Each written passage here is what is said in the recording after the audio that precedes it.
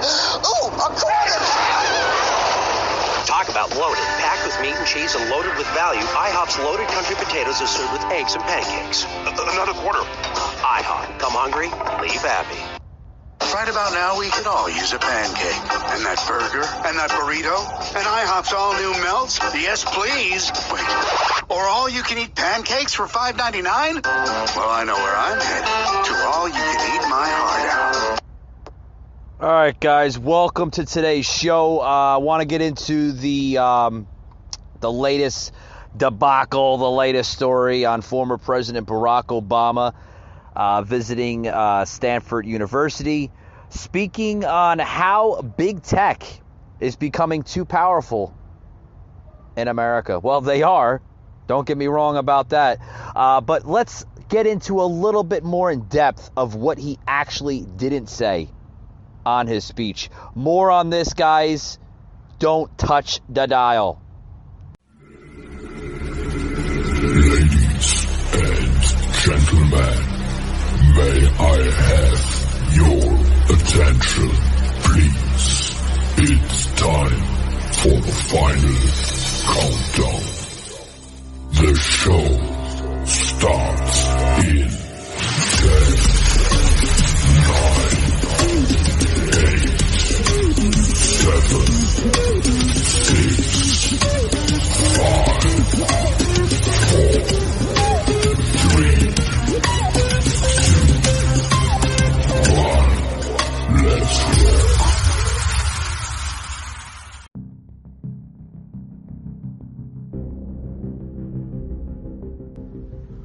Welcome to the Patriot Brief. Understand, it's not necessary for people to believe this information in order to weaken democratic institutions. You just have to flood a country's public square with enough raw sewage. You just have to raise enough questions, spread enough dirt, plant enough conspiracy theorizing that citizens no longer know what to believe. You know, guys, let me stop it right there. Folks, there's some danger behind this message, right? Some dangerous stuff that the former president is speaking at the Stanford University, which happened to be at the Cyber Policy Center of the university there.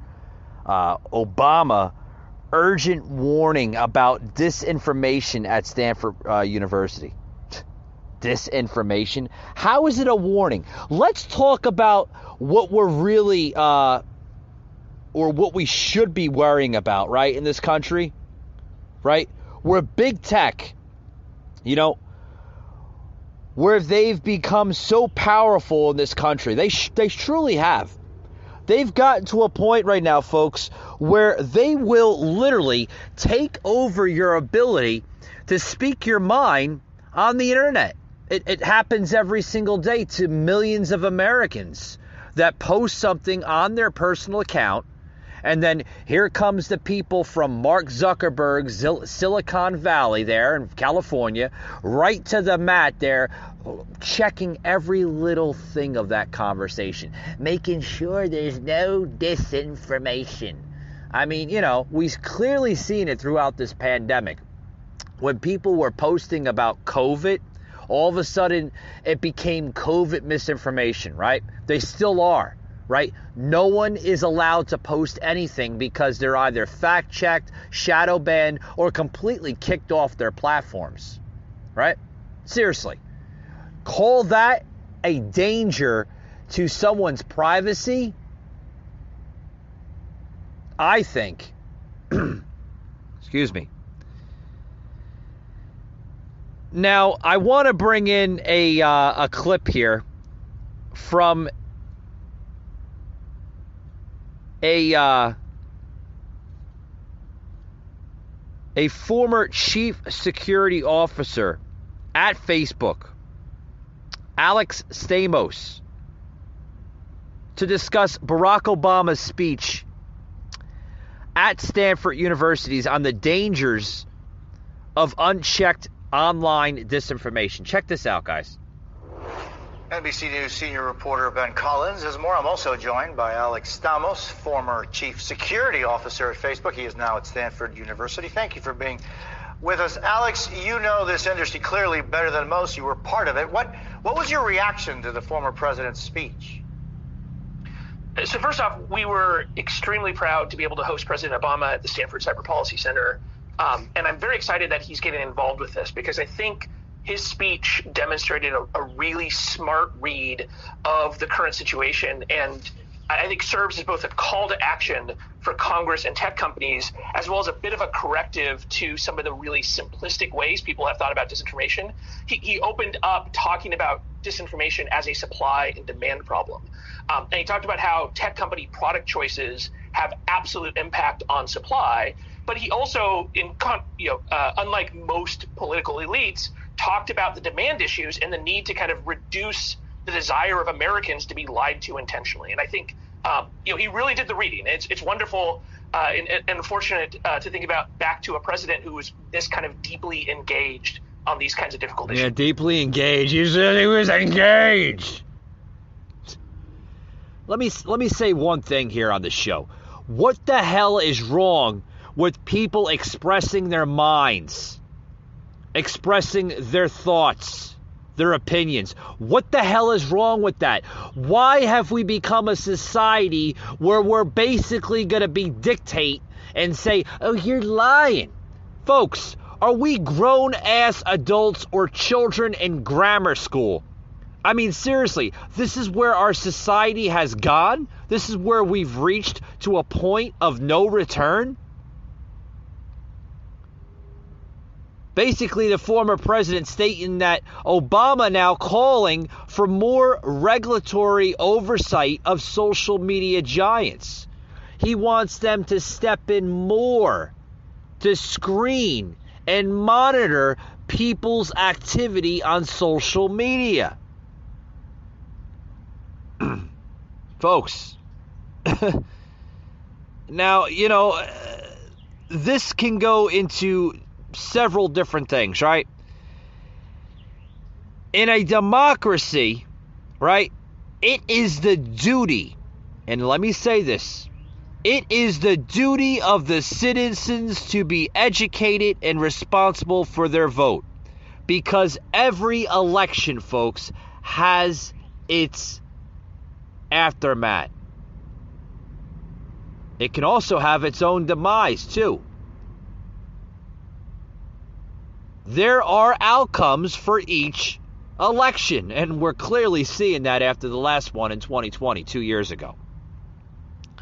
Americans are basically failing their own democracy. And what do I mean by that?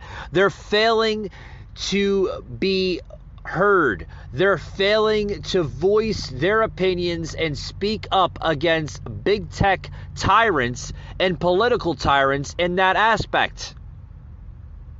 Now, here's for one example. And I'll say this, right? They're using technology as if it was a military, basically an operation, so to speak. I'm going to try to use the words very loosely so you can understand this. Now, the nature and the reason why I'm going to say this, you're going to understand really, really quick, okay? The nature of military technology, computers, and handheld devices means ownership and use of overrides the reality of content, creating a society to the person's ability, right? Now, for instance, letting predators hide behind usernames is one of the biggest narratives, especially when you're allowed to publish online for free. Now, do I believe in censorship? Do I believe in monitoring? To an extent, I do. What I just mentioned right there. When you have sexual predators online that target young children, yes, I believe that the monitoring and the surveillance should be in play on those sick, demented individuals, without a doubt. But if you have somebody such as a Joe, an average Joe out there that's just posting something, nothing is dangerous about the post or this and that. They're just expressing their patriotic view, right? Why is it that the federal government and big tech giants such as Mark Zuckerberg's Facebook and Bezos' Twitter, right? Why do they have to step in line to be like the government's puppet buddy? Why do they have to invade our privacy as American citizens? Why? Please enlighten me. I'd love to know. I mean, seriously, in a society, for God's sakes, can't we all just get along and respect each other's opinion? No, we'll never get to a society like that. Because our society has become demented, radicalized, and unconstitutional in so many ways. We've seen that from the vaccines. We've seen that from forced mandates. We've seen that from laws that were literally overturned by previous administrations. The last 20 years, for sake. You can look at the Bush administration, the most corruption that I've ever seen in my lifetime. The Obama era, more corruption. Now we're facing more corruption at historic highs under this Biden administration. So is it said to say that we've all entered a new phase right before our very eyes? Yeah, pretty much. Pretty damn much, folks. So basically, what Barack Obama and the other political hackwicks there in mainstream is saying is that as liberals, they have the monopoly on mainstream media and social media companies to basically voice anything they want to tell you, hence truth narratives coming out of it. Any views opposing to what they say is true, and anything that you say is false. Oh, okay, gotcha. Yeah, okay, yeah. So these political wigs have become pretty much like gods we have to obey by their every demand. Folks, is this a constitutional republic, or is this more of a dictating type of empire? Because we are seeing more dictating coming out of this society in America than we've never seen before in our lifetime. Now, here's one thing, right?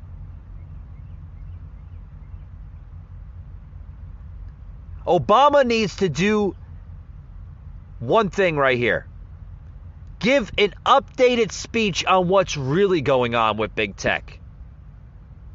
The censorship. Because half the crap that he said at that speech a couple days ago was very disinformed to the American public. Now, here's one question that a lot of people are probably asking, the same thing that I'm going to ask right here on the show. Should he keep what's left out of his dwindling credibility? Of what's left to it? I mean, we live in a society, in a country where there's more dictating on free speech than ever before. Ever before. And the half-wits on both sides, I'm not just going to discredit the Democrats, because the Republicans have a big share in this too. Both sides of the fence have half-wits. Ton of examples right here. From Liz Cheney, right?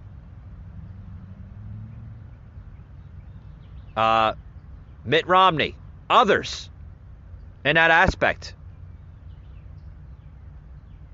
Now, Democrats seem to always have this hubristic notion that they know what's good for us and that they don't want us knowing any better. Pretty much. We're seeing that under Joe Biden right now. Let them keep believing that until November, right? Yeah. Right? November. What's coming up in November? The midterms, right around the corner, right? Now, for instance here, folks, I seen this article here that was posted not too long ago on YouTube through MSNBC.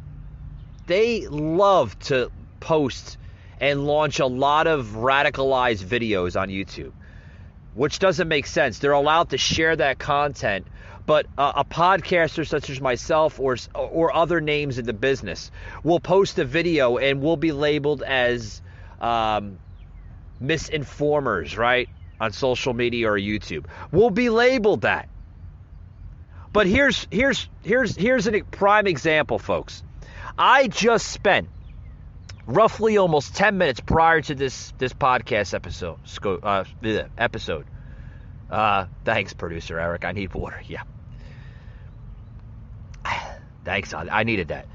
I spent 10 minutes scrolling through 1,000 plus comments. Almost, right? I'm kind of exaggerating here, right? But I did scroll through some comments.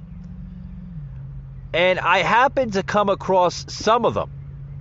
Every single comment was a liberal, was a socialist, a commie, literally outlining every single thing that this administration and prior administration, Obama administration, has done great for this country. Okay. And then that famous question will come up. You know, when you go up to a liberal, right? A supporter of possibly Obama and Biden and maybe Hillary Clinton and the whole radicalized Democratic Party now, is what great did they do for our country? They never have a clear answer, folks. Never. They never have an answer.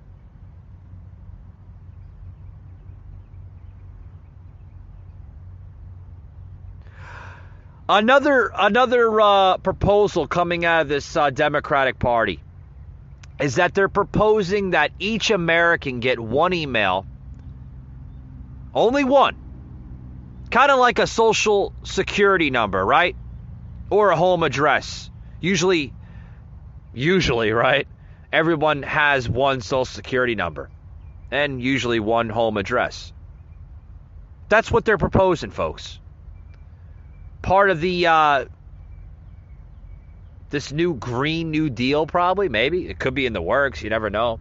From the nut jobs of AOC and the squad. Some of the crap that they probably propose. They can say whatever, whenever, wherever. Except like this. You can hold everyone accountable to what they say. And most importantly, keep foreign entities from entering or interfering in American media. Yeah. Okay. I agree with that last part. I don't agree with an American getting one email. But do I agree that every American should have at least one social security card number? Yeah. Home address? They can have more than one, right? Right, producer Eric? You think somebody should have more than one home address? I think so. Maybe they have a vacation home we don't know about, right? But folks, plain and simple, this is what our nation's facing. Corporate propaganda. Corporate propaganda. Sometimes you have to be careful what you wish for. We see that in the Supreme Court. But as per the Supreme Court, corporations, there we go. Corporations are people. Money is speech. Spend what you want. And no one needs to know who wrote you the check. Right? I mean, pretty much. Pretty much.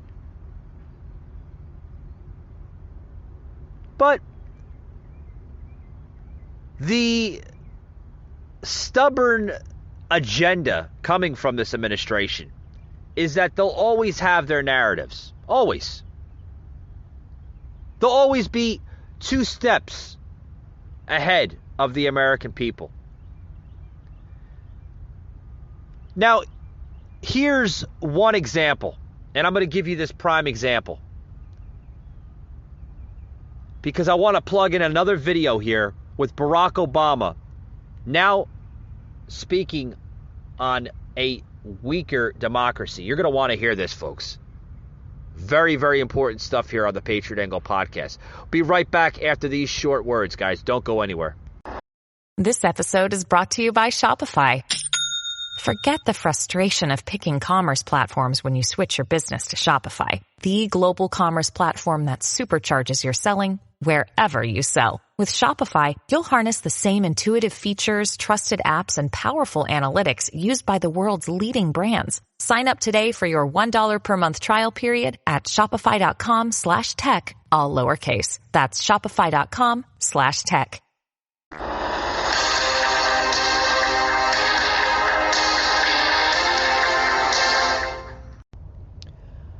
Alrighty, guys, welcome back to the Patriot Angle podcast. Today is April 24th, 2022. Wow.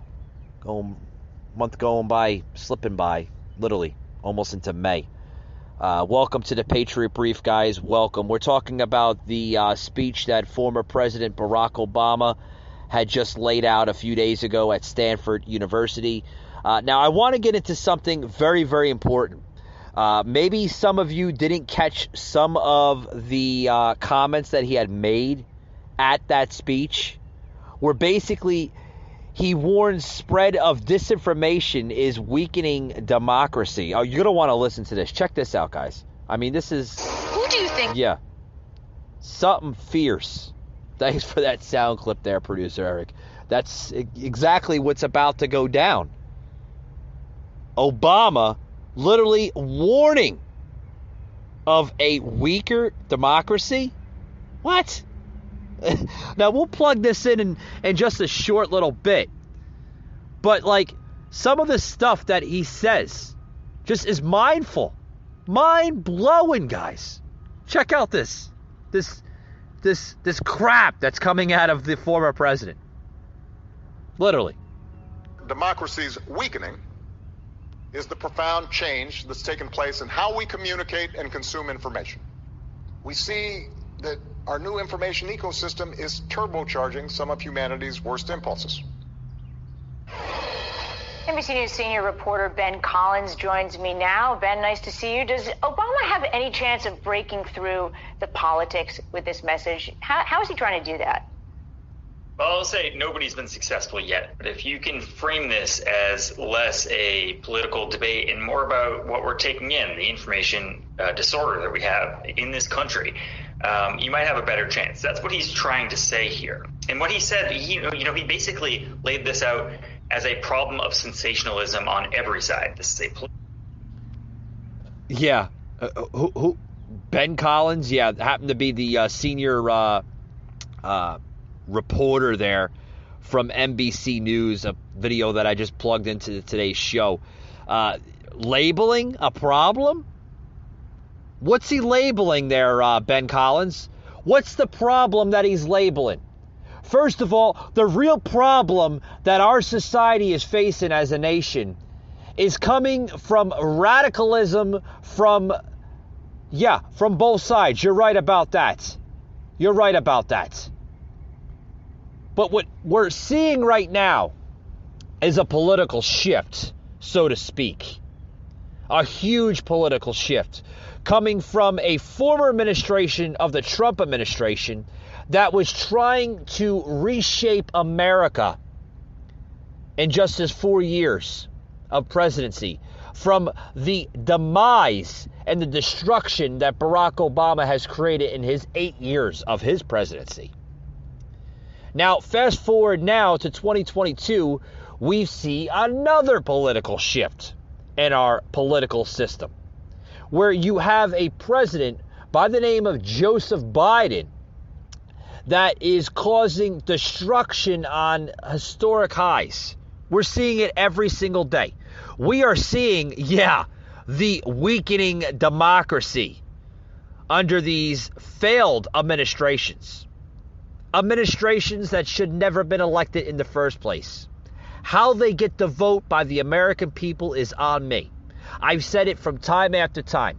You want to elect officials that's going to represent not only our society, but represent our democracy, keep it alive, keep it perishable, keep it flourishing as it once was a few hundred years ago under the leadership of Benjamin Franklin, George Washington, Roosevelt, Abraham Lincoln.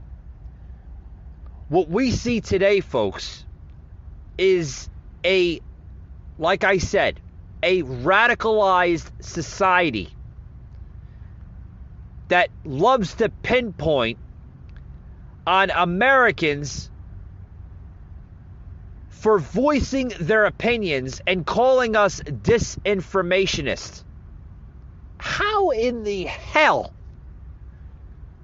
is that labeled like that?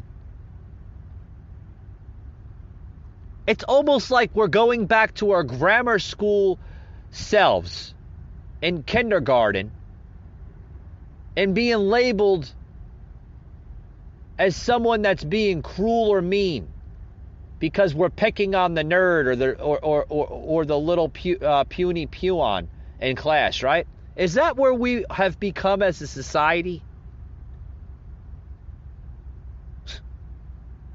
Seriously, right? That's the question.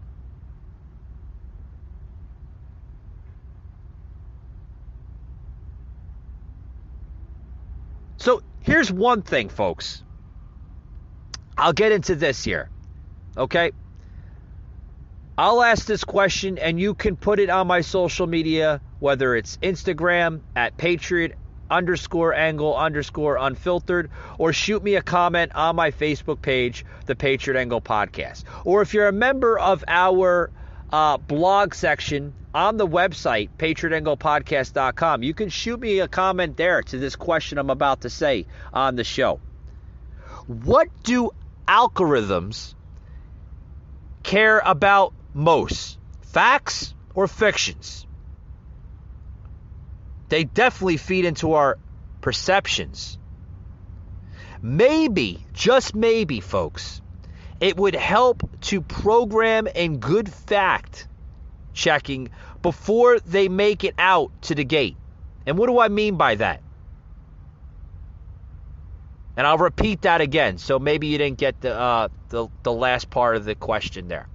Maybe it would help to program in good fact-checking before these independent fact-checkers that sometimes we don't understand who they are, where the hell they've come from, literally make it official there on social media that fact or that statement that you posted is incorrect. How the hell do they know?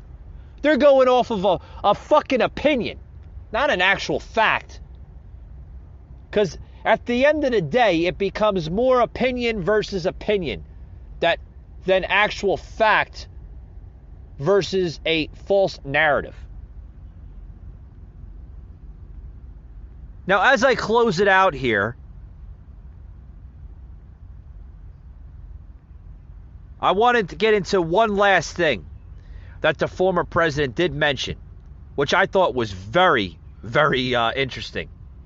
Not only do I agree with him, I don't agree with him on it. I just thought it was very, very interesting that he goes into saying more about this disinformation. That he actually has a new campaign that he's going to be using to aim to fight disinformation. Like, this is what he's really going after, folks. Literally. This is the whole agenda by the radical left. The whole agenda. Folks, if you don't think that the dangers in this country are bad, which they are, we are seeing extreme dangers, beyond extreme dangers. You're in a rude awakening, folks. Check out this clip here I'm about to plug in before I conclude in this podcast episode of the Patriot Brief. Check this out, guys. Welcome back to Yahoo Finance Live, everyone. Former President Barack Obama, his keynote at Stanford University today addressed disinformation and challenges to democracy in the digital realm. Joining us now, we've got Yahoo Finance tech reporter Dan Halley with the details on Obama's next big initiative. Dan, good to have you here. So what was the message that Obama delivered, and how might this govern his time in the near future, too? Yeah, this basically had to do with just the spread of disinformation, social media, the internet, things along those lines in general. And he really kind of focused in on what this means for democracy and how it's impacting democracy, what it's doing to democracy overall. And so he focused not on individual companies. He did mention Facebook. He did mention Twitter at certain points. But he pointed out that it's a much different world than when he was running. He had mentioned that when he originally ran, it was MySpace and Friendster were really the big social networks at that point in time. But, he did have some comments, and I just want to read off what he had to say here about this. Essentially just going and saying that not all problems we are seeing now are an inevitable byproduct of this new technology, that being new social networks. They're also the result of very specific choices made by the companies that have come to dominate the internet generally, and social media platforms in particular, decisions that intentionally or not have made democracies more vulnerable. So really, not naming names, but calling these companies out for the impact that they've had on democracies. And we've seen that, right? Nobody believes each other online anymore. Nobody wants to agree. Everybody wants to disagree. And, Frances Haugen, the Facebook whistleblower, had specifically said, look, divisive content drives engagement. And that then is what they're able to sell ads against. People still believe Barack Obama was not born in the United States, so he knows misinformation better than just about anyone we've ever seen as president. But does he offer solutions? He's basically pointing to the fact that these companies need to kind of look back at their products and retool them. Not government regulation was where I was getting. Does he suggest that? I don't think he did quite yet. He's still speaking at the moment, but his main takeaway so far seemed to be that the companies need to go back and look at the products and perhaps not lean so heavily on the divisiveness of content. And, it's not just him saying that. It's not just Frances Haugen saying that. Leaders in Europe have specifically pointed to the fact that they needed to change their message to their constituents to be more divisive as a result of the changes that Facebook and other social media platforms have made and the kind of engagement that they get, because they weren't getting engagement prior to that. So when they made the change to be more divisive, they were able to draw in more voters to their side. So, it's something that's not just here, it's everywhere, and we're seeing more and more politicians speak out about it. Depends on which side of the aisle you fall on, though. Democrats want to see more regulation. Republicans say that they're stifling free speech, these platforms, by taking down disinformation. So it really depends. And Dan, when you look at the speed at which some of this stuff is being posted, and you look at how sophisticated we're seeing things like deep fakes, it can be very difficult to try and tell what's disinformation from what's the real thing. How can some of these companies in real life actually try and keep up with some of these developments? Part of it comes down to some of the algorithms, right, and how these companies post or you see posts. Right. So originally, if you remember way back in, I guess, 2007 or something like that, Facebook wasn't the feed that you see now, where you see what's shared most, what's getting the most reactions, what has the most engagement. It was just a timeline feed. And you used to see the same thing with Twitter. Then we saw things like, resharing, retweeting, things. Yeah, we've seen it all. I mean, the executives and the editors there at Yahoo Finance, they do make some good points, all right? They do make some good points, and they're actually giving some truth for once, unlike, these fake, media companies out there. Now, here's one thing here before I conclude in the episode here, right? And I depart from the episode and I say my goodbyes for today. But, here's one thing. Fighting free speech, folks, is not a good look for an ex-president such as Obama. Because half of what he said, not only in his campaign run for president, but his whole presidency, was against what he's actually saying. He never delivered the truth at all. He wasn't an advocate for free speech. He wasn't.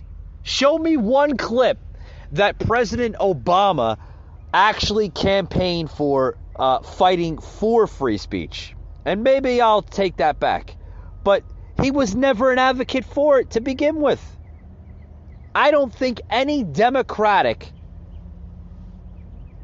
politician in modern times, in the last probably almost going on 25 years now, have been an advocate or a supporter towards free speech. None of them. And this is coming from the king of disinformation, Barack Obama, right? Which earned that title very, very proudly. I mean, I would think, right? He's the king of disinformation. Everything he says is a fucking lie. But folks, this is a push, a major political push for government-controlled speech. And in my eyes, very disturbing. Now, as I conclude in today's podcast, I'm going to say one thing, and I'll allow you to marinate it in your own views and thoughts. Let the people think amongst themselves.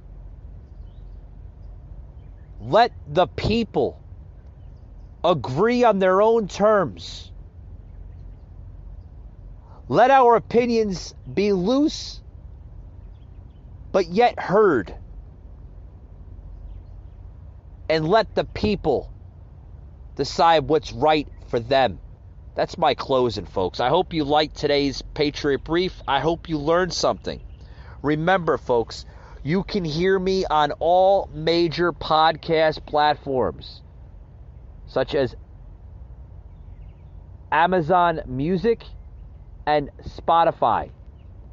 We're also featured on Amazon's Alexa. Just say, "Hey Alexa, play the Patriot Angle podcast," and we'll pop up right up on that device. Guys, thanks very much for listening, and we will see you tomorrow evening for another episode of the Patriot Angle podcast.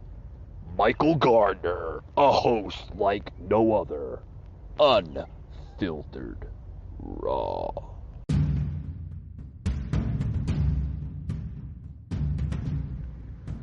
You just heard an episode of the Patriot Angle podcast. Remember to follow us on Spotify, Apple, Google, Amazon Music, and Audible. Also streaming live on Twitch. Remember to follow and like us, guys, for unfiltered, uncensored, raw content. Also, please head over to www.patriotanglepodcast.com for all your exclusive Patriot Angle podcast content and material, as well as the merchandise website, www.patriotunfiltered.com. Thanks for tuning in, and we'll see you on the next one.